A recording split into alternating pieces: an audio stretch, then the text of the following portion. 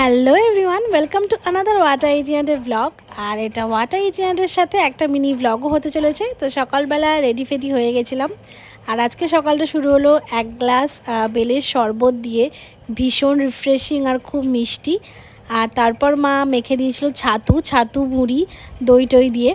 Breakfast করে দেন আমাদের মা বাড়ি যেতে যেতে প্রায় বেলাই বেজে গেছিলো। আজকে ছিল আমাদের নিমন্ত্রণ, মানে সমস্ত ভাই বোনরা সবাই আসবে, একটা গেট টুগেদার আর কি।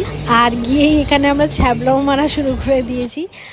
তারপর দেখলাম মামি গরম গরম পাঁপড় ভাজছিল, তো সেখান থেকে একটু পাঁপড় আর চাটনি খেয়েছিলাম প্রথমে আমরা সবাই মিলে। চাটনি পাঁপড়ের আলাদাই একটা ফ্যান বেস আছে। যাই হোক, তারপর আমরা লাঞ্চ করতে বসলাম। প্রথমে ছিল ডাল, আলু চিপস, তারপর দিল মাছই নিয়েছি, মাছের ঝোল আর আমি খাইনি। তারপর চিকেন, দেন চাটনি, পাঁপড়। তারপর খেয়ে উঠে একটু থামস আপ খেয়েছিলাম, আর ওরা স্প্রাইট খেলো, আমি থামস আপই খেয়েছি। তারপর একটু পরেই মিষ্টি দই খেলাম, যেটা ভীষণ ভালো ছিল, মানে একদম খিরখির টাইপস। দই টই খেয়ে আমরা তারপর ছাদে চলে গেছিলাম, বেশ কিছুক্ষণ আড্ডা দিলাম সেখানে। আর সানসেটটা না খুব সুন্দর লাগছিল, মানে আকাশটাই ভীষণ সুন্দর লাগছিল। তারপর নিচে নেমে আবার একটু কোল্ড ড্রিঙ্কস খেলাম, স্প্রাইট খেয়েছিলাম তখন। দেন আমাদের একটা সোনার দোকানে অক্ষয় তৃতীয়া করার ছিল, তো সেখান থেকে করে এলাম।